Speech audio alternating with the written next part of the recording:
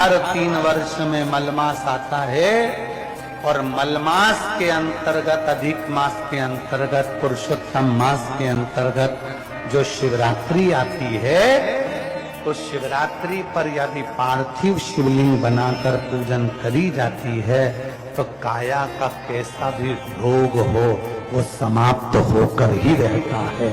ये पार्थिव पूजन बहुत ध्यान दीजिएगा। अर्थात घर में लाएं तो उससे पहले मिट्टी को पवित्र करें। अपने घर में गंगा जल रखा हो, यमुना जल रखा हो, सरयू जी का जल रखा हो, उसे मिट्टी का सिंचन कर दे। सबसे पहले पात्र जो होता है उसके नीचे एक बेलपत्र रखी जाती है और इस बेलपत्र की जो डंडी है वो उत्तर दिशा में रखना है थाली के अंतर्गत। इसके ऊपर जो गलाई हुई मिट्टी है वो डाल दीजिए और डालने के बाद सबसे पहले शिवलिंग का स्वरूप बनाना। सबसे पहले नीचे की जलाधारी नहीं बना, उसी शिवलिंग के पास में और मिट्टी डाल लीजिए, फिर जलाधारी का निर्माण करें। फिर निर्माण पूर्ण होने के बाद में फिर बाबा का सुंदर भाव से आप श्रृंगार करें, अभिषेक करें। एक बेलपत्री शिव जी पे से चढ़ी हुई, उस 7 बेलपत्र में से एक बेलपत्र शंकर पे से चढ़ी हुई अपने पास, उसमें से कामना कर बाबा से, बाबा मेरी ये कामना आज मैं प्रदोष काल में रात्रि के प्रथम पहर में शिवरात्रि का पूजन कर रही हूँ और कहते हैं रात्रि के पहले पहर की पूजन माँ पार्वती जी ने भी करी है, माँ सती ने, माँ उमा ने करी है। जो जो मांगा भगवान शंकर ने रात्रि के पहली पहर की पूजन में वो दे दिया है, आपको भी मिले। हर महीने शिवरात्रि आती है और ये जो अधिक मास की शिवरात्रि है 183 वर्ष के बाद आएगी। बहुत आराधना, पूजन, स्मरण और निवेदन करूंगा जिनको शरीर में कष्ट है, बहुत बीमारियां अगर लगी हुई हैं, तकलीफें लगी हुई हैं, कष्ट बहुत, शरीर में रोग ज्यादा ग्रसित हो रहे हैं, शुगर, बीपी, मैं तो शुगर वालों से भी कहूंगा यदि आपको ज्यादा तकलीफ है और आपको ऐसा लग रहा है कि आपको इंजेक्शन लेना पड़ रहे हैं तो एक प्रैक्टिकल अधिक मास की शिवरात्रि पर जरूर करना है, बहुत दिल से करना। 108 बेलपत्र, 51 शमी पत्र, 51 शमी पत्र और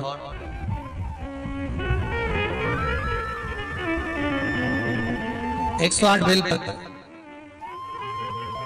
51 शमी पत्र, 7 कमल के पुष्प। कमल के पुष्प पर हल्दी लगाना है आपको, पिसी हुई हल्दी, 7 कमल के पुष्प। सबसे पहले 7 कमल के पुष्प समर्पित करना है भगवान शिव को, अपना नाम गोत्र बोल। उसके बाद में 51 शमी पत्र और 108 बेलपत्र भगवान शिव को, भगवान शंकर का नाम लेकर जो आपके रुचि में आ जाए, जैसा आपके मन में आ जाए, जिस भाव से आप भगवान को रिझा लें, उस भाव से भगवान का नाम लेकर शिव को समर्पित करें। ये कमल का पुष्प, ये बेलपत्र, शमी पत्र, तो जो खड़े होकर बेलपत्र चढ़ाने वाला जो शिवलिंग है, अर्थात आपको एक पहले वर्णन करा है उसका कि जो शिवलिंग भूमंडल पर हो, पृथ्वी पर हो, अर्थात एकदम फ्लैट जगह पर जो शिवलिंग होता है, एकदम सिंपल जगह पर, फ्लैट जगह पर जो शिवलिंग होता है, वहां पर आपको बैठकर बेलपत्र चढ़ाना होता है। एकदम जमीन पर, एकदम जमीन पर जो लगा हुआ आसपास जलाधारी बनी हुई है और शिवलिंग नीचे बैठ। और जो शिवलिंग डमरू आकृति का होता है, अर्थात उसकी जो जलाधारी होती है वो नीचे से डमरू आकृति, अर्थात पहला ऐसा भाग होता है नीचे से, फिर ऊपर ऐसा भाग होता है, फिर जलाधारी लगी होती है, उसके ऊपर शिवलिंग रखा होता है हमारा। तो ये जो बेलपत्र चढ़ाना है, शमी पत्र चढ़ाना है, आपको कमल का पुष्प चढ़ाना है, ये जो डमरू आकृति का जो शिवलिंग है उस पर खड़े, सम्मुख में खड़े होकर आपको वो शिवलिंग पर बेलपत्र चढ़ाना, बैठ कर नहीं, आसन लगाकर नहीं, पालकी सजाकर नहीं, हरण पर पुष्प, बेलपत्र और शमी पत्र समर्पित करना।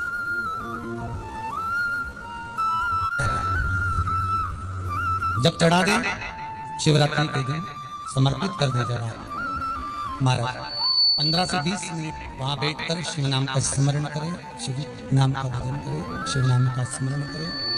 और बाद में शमी पत्र और बेलपत्र इन दोनों को लेकर आना है। केवल कमल का पुष्प चढ़े रहने देना। शमी पत्र और बेलपत्र दोनों लेकर आना है। शमी पत्र एक पात्र में जल रखकर उसमें डाल देना 51 की शमी पत्र, और 108 जो बेलपत्र है उसको लेकर आपको बड़े प्रेम से हाथ धोकर तो लेकर जाएंगे सही, पर एक एक बेलपत्र को आपको भाव से प्रेम से भगवान शिव का स्मरण कर कर रात्रि के 12 बजे पहला बेलपत्र खाना और बाकी के बेलपत्र रख देना। फिर घड़ी मिलाना, आराम से 3 या 4 घंटे का गैप हो जाए फिर बेलपत्र को खा लेना। 3-4 घंटे का गैप करना फिर खा लेना, फिर 3-4 घंटे का गैप करना फिर खा लेना। निरंतर लगभग 108 बेलपत्र आराम से भोजन भी करो, चाय भी पियो, मना नहीं है, पर 4-4 घंटा 3-3 घंटा का गैप कर कर उस बेलपत्र को खाते रहना।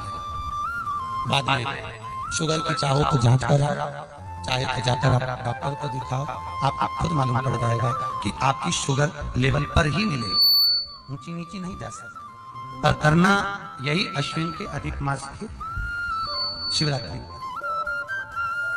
ऐसा शिवरात्रि जिंदगी पर्यंत नहीं मिल सकती। दुनिया में घूम आए उसके बाद भी सुख नहीं मिला, तो एक बार अश्विन महीने की इस अधिक मास की शिवरात्रि का भी उपाय कर कर देखना। शायद मुझे उम्मीद है जिंदगी भर तो दुख झेलोगे नहीं, सुख इतना झेलोगे, सुख का अनुभव इतना होगा कि दुख कहां गया मालूम ही नहीं पड़ेगा। ये मुझे उम्मीद है। मेरे विश्वनाथ की कृपा करोगे, बस उसका अनुमोदन करो, उसका स्मरण। 5 बेर बोर जो खाते हैं, खाते हैं ना बेर जो बाजार में आते हैं, बोर जो आते हैं खाने वाले, 5 बेर, 5 जौ जानते हो, वो जौ हवन में डलती है, 5 जौ, 5 श्वेत पुष्प, 5 कमल गट्टे, 5 काली मिर्च, अपनी कामना कर कर ठीक दोपहर के 12 बजे अश्विन अधिक मास की शिवरात्रि के दिन भगवान शंकर के शिवलिंग पर चढ़ाओ, झोली प्रसार का निवेदन करो और बाबा को 11 दीप घी के दिए 11 शिव जी के सामने जला दो। वापिस आओ, शाम के समय जाकर एक चौमुखी दिया भगवान शंकर के मंदिर के सामने चौखट के बिल्कुल बीचों बीच सम्मुख में जलाकर आ जाइए। जिंदगी में कभी दुख नहीं मिलेगा, ये विश्वास रखो, शिव पूर्ण देगा, कभी खजाने में कमी नहीं आ सकती, भंडार वो भरेगा, दुख नहीं, तकलीफ नहीं, कष्ट।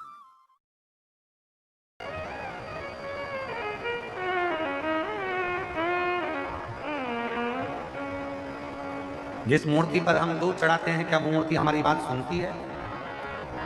मेरी दीदियों, जब हम पार्थिव पूजन करते हैं, पार्थिव शिवलिंग का निर्माण करते हैं, तो उस पार्थिव पूजन में जब हम दिल से बाबा को जो कहते हैं, बाबा उसको स्वीकार करते हैं। भगवान श्री राम जी ने पार्थिव पूजन करी थी जिस समय लंका का ऊपर आक्रमण करने जा रहे थे, सेतु बांधने जा रहे थे। भगवान कृष्ण ने पार्थिव पूजन करी थी जब भगवान कृष्ण की यहाँ संतान नहीं थी, तब उन्होंने गर्गाचार्य बाबा के कहने पर पार्थिव पूजन। और मेरी दीदियों, अधिक मास का महीना चल रहा है, पुरुषोत्तम मास चल रहा है, मलमास चल रहा है। इस पुरुषोत्तम मास में 13 जून को अधिक मास पुरुषोत्तम मास की शिवरात्रि पड़ेगी।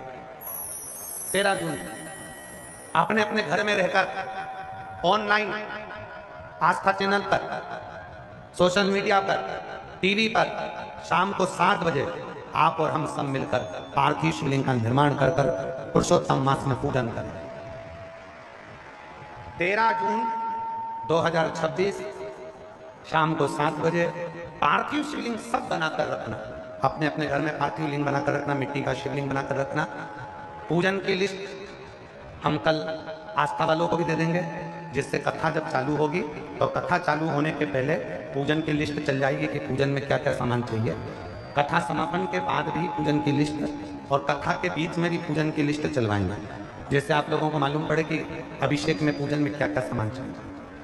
पार्थिव शिवलिंग का पूजन, और उस पूजन में 5 चीजें जरूर चढ़ाना। वो 5 चीजें कौन सी हैं? आप उनको लिख लीजिए। जो ज्येष्ठा के महीने में जो अधिक मास आया है, उस अधिक मास की शिवरात्रि पर जब अपन 13 जून को अधिक मास की शिवरात्रि पर शाम को 7 बजे अभिषेक करेंगे ऑनलाइन, तो उसमें 5 चीजें जरूरी हैं। पहले नंबर पर शमी पत्र। शमी पत्र ज्येष्ठ के महीने में जो शिवरात्रि होती है, उस शिवरात्रि पर जब हम शमी पत्र शिव को चढ़ाते हैं पार्थिव पूजन में, तो हमारे घर में कोई भी व्यक्ति अगर रोग से ग्रसित है या बीमारी उसको आने वाली है या बीमारी से कोई दुख है, तकलीफ है, तो शमी पत्र चढ़ाने से वो दुख उसका समाप्त हो जाता है, उसकी बीमारी मिट जाती है। तो पहले नंबर पर शमी पत्र। दूसरे नंबर पर आंखें अक्षत 11। अक्षत जानते हैं? चावल 11 चावल के दाने सेवे आंखें, वो शिव जी को चढ़ाना है। अक्षत कार्य सिद्धि के लिए अपन को 11 समर्पित करना है। दूसरे नंबर पर अक्षत। तीसरे नंबर पर बेलपत्र, केवल एक बेलपत्र भगवान शिव को समर्पित करना। बेलपत्र सुख समृद्धि के लिए चढ़ाएंगे। और चौथे नंबर पर कनेर का पुष्प, जो ज्येष्ठा अधिक मास की शिवरात्रि है उसके कनेर का पुष्प चढ़ाएंगे। वो कनेर का पुष्प घर में जो चिड़चिड़ प्रवृत्ति होती है, क्रोध होता है, आपस में एक दूसरे से नहीं बनती है, उसको शांत करने के लिए कनेर का पुष्प चढ़ाएंगे। और 5वें नंबर पर भगवान शंकर को कच्चा दूध, जिसमें थोड़ा सा या तो गुड़ या थोड़ी सी शक्कर उसमें मिली होगी, वो शिव जी को समर्पित करेंगे। ऐसी 5 चीजें जो जरूरी है अधिक मास की शिवरात्रि पर 13 जून शाम को 7 बजे ऑनलाइन आप और हम सब अपने अपने घरों में रहकर टीवी के माध्यम से, आस्था चैनल के माध्यम से, सोशल मीडिया के माध्यम से ऑनलाइन पूजन करेंगे। और पूरा देश ये अधिक मास के पवित्र अवसर पर, पुरुषोत्तम मास के पवित्र अवसर पर इसकी पूजन, पार्थिव पूजन करेगा, जिससे अपने जीवन को आनंदित करेगा। सती मैया को दुनिया के सबसे विशाल मंदिरों में, जो विशाल मंदिरों की गणना होती है, उन विशाल मंदिरों में सबसे बड़े मंदिर की गणना में कांचीपुरम का, ये तमिलनाडु का मंदिर एकांबरेश्वर महादेव का आता है। एकांबरेश्वर, जहां पर पाषाण का शिवलिंग नहीं है, जहां पत्थर का शिवलिंग नहीं है, जहां सोना और चांदी का शिवलिंग नहीं है, जहां हीरे पन्ने का शिवलिंग नहीं है, जहां पर मिट्टी का पार्थिव शिवलिंग की पूजन होती है। अब जरा विचार करिएगा, गुरुजी क्या बात कर रहे हो? ये पार्थिव शिवलिंग, मिट्टी का शिवलिंग जहां एकांबरेश्वर महादेव के मंदिर में पूजा जाता है, वहां क्या वो शिवलिंग मिट्टी का फटा नहीं होगा? क्या उसमें दरार नहीं पड़ी होगी? क्या वो मिट्टी का शिवलिंग बेकार नहीं हुआ होगा? हम जब पार्थिव शिवलिंग का निर्माण करते हैं, तब उस समय उसमें हम बहुत से पदार्थ डाल देते हैं। आप कुछ डालें ना डालें, 2 चीजें मिट्टी के अंदर अवश्य डालें। एक मक्खन या दूध या गाय का, जम के बोलो, घी, और दूसरा भस्म। ये 2 चीजें क्यों डालना चाहिए? कि शिवलिंग अच्छा बनेगा, शिवलिंग पक्का रहेगा, दरार नहीं पड़ेगी, उसके लिए डालना चाहिए क्या? ना ना ना। पार्थिव शिवलिंग का निर्माण करने वाले 2 चीजों का स्मरण अवश्य रखें। पहला, मिट्टी के अंदर जब हम मक्खन, दूध या गाय का घी डालकर शिवलिंग का निर्माण करते हैं, जिसके घर में वंश नहीं बढ़ता, 20 साल, 25 साल, 15 साल, 12 साल हो गए हों, और जिसके घर में बच्चा ना हुआ हो, हम उनसे भी निवेदन करेंगे कि प्रत्येक प्रदोष, प्रत्येक शिवरात्रि, हर महीने प्रदोष आती है, हर महीने शिवरात्रि आती है, प्रत्येक शिवरात्रि, प्रत्येक प्रदोष को आप मिट्टी के अंदर मक्खन या गाय का दूध या गाय का घी, देसी गाय का मिलाकर शिवलिंग बनाकर उसकी पूजन करना प्रारंभ करें। 1 साल पूरा नहीं होगा, भले 20 साल हो गए होंगे, पर आपका गर्भ जरूर फेरेगा, ये निश्चित। भले 20 साल हो गए, 22 साल हो गए, 25 साल हो गए, डॉक्टर ने मना कर दिया, नहीं होगा, फिर भी आप बाबा पर भरोसा, बोल बम का नारा है, आप विश्वास के साथ शिव की आराधना करें। गाय, देसी गौ माता का दूध, मक्खन, घी, ये हमारे मिट्टी के अंदर मिलाकर जब हम शिवलिंग का निर्माण करते हैं तो हमारा वंश बढ़ता। दूसरा, भस्म। चीज क्या है? जम के बोलो जरा, पीछे वाले भी, और जितने आसपास के जितने 5 पंडालों में जो बैठे हैं, जो अलग से पंडाल लगाए गए हैं, उनमें भी जो भरे बैठे हैं, इधर के पंडालों में पीछे वाले, और जितने लोग रोड पर बैठे हैं, जितनी दुकानों के अंदर बैठे हैं, वो भी जरा सावधानी से सुनना। ये पार्थेश्वर शिवलिंग कथा आपको बाद में नहीं मिल पाएगी, बड़े ध्यान से सुनना। ये अपनी जिंदगी बनाने के लिए माँ पीताम्बरा ने अपने धाम में करवाई है, अपने जीवन को कृतार्थ करें। कार्यकर्ता कितनी भी बात करें, पड़ोसी कितना भी बोलता रहे उसका कोई जवाब मत दो। आप कथा सुनने आए हो, बड़ी मेहनत से धूप में चलकर आए हो, 500 रुपए खर्च कर यहाँ पहुंचे हो, दिल से सुनना तो बाबा दिल से तुम्हारी झोली भर कर भेजे। समय बर्बाद मत करना बिल्कुल भी। और जिसको समय बर्बाद करना है वो चुपचाप से उठकर यहां से पंडाल से बाहर जाकर अपनी गाड़ी उठाकर जा सकता है। बड़ी मुश्किल से कथा मिलती है और दतिया वालों के तो भाग्य में आदरणीय गृह मंत्री जी ने करा ली तो बाबा की कृपा से ये इतना बड़ा कुंभ भरा गया। यही बाबा की कृपा। दिल से सुन लो उसको। पहले नंबर पर है मिट्टी में मिलाया गया मक्खन, घी या दूध। दूसरे नंबर पर है, जम के बोलो जल्दी से, भस्म। ये दूसरे नंबर पर भस्म का प्रयोग। शिवलिंग का जब निर्माण करे, पार्थिव शिवलिंग जब बनाए, मिट्टी में थोड़ी सी भस्म जरूर मिलाए। भस्म किस चीज के लिए होती है? भस्म किसके लिए धारण कराई जाती है? तो महाराज शिव महापुराण की कथा कहती है जब शरीर में कोई बड़ी बीमारी आने वाली होती है, आप एक साधारण सा प्रयोग कर देखिएगा अपने जीवन में। एक साधारण सा प्रयोग, जब आपको लगे कि डॉक्टर ने बोला है कि कोई बड़ी बीमारी का चांस बन रहा है, कोई बड़ी बीमारी होने वाली है, आप थोड़े दिन तक देवाधिदेव महादेव का ये शिवलिंग, ये जलाधारी, ये जहां से जल बहता है, गणेश जी का स्थान, कार्तिकेय जी का स्थान, बीच में एक मोटी सी लाइन अशोक सुंदरी, शिवलिंग जो शिवलिंग रखा है, जो जलाधारी है वो मां पार्वती जी का हस्त कमल, ऊपर से एक एक बूंद जो पानी गिर रहा है, जिस कमंडल में से, जिस जलाधारी में से जल गिर रहा है, वहां शंकर भगवान की 5 बेटियां, जया, विषहरा, शामली बारी, दौतली और देव, ये भगवान शिव की 5 बेटी।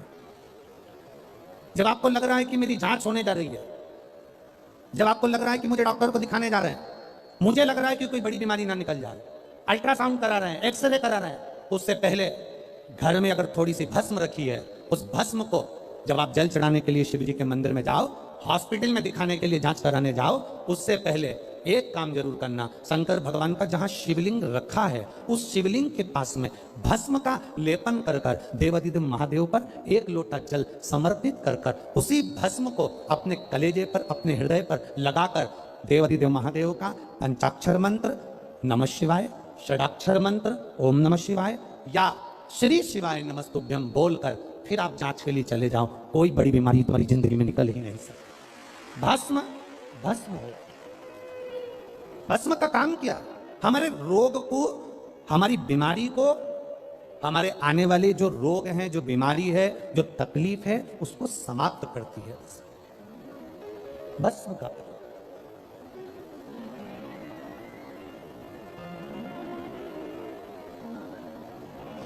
शिवलिंग का निर्माण कर रहे हो, पार्थिव शिवलिंग का, उसमें थोड़ी सी भस्म हमारी बीमारी को हर लेती है, थोड़ी सी भस्म हमारी तकलीफ को हर लेती है।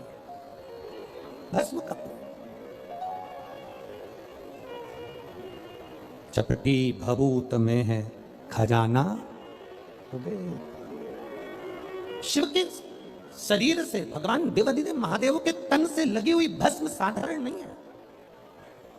भस्म को चढ़ाने वाला भी साधारण नहीं होता और भस्म को लेने वाला भी साधारण नहीं होता। शंभु शरण पड़ी मांगो घड़ी रे घड़ी, दुख काटो दया दर्शन आपो। पार्थिव शिवलिंग का निर्माण करते समय 2 चीजें ध्यान से अवश्य मिलाएं। पहला माखन, घी, दूध, दूसरा भस्म।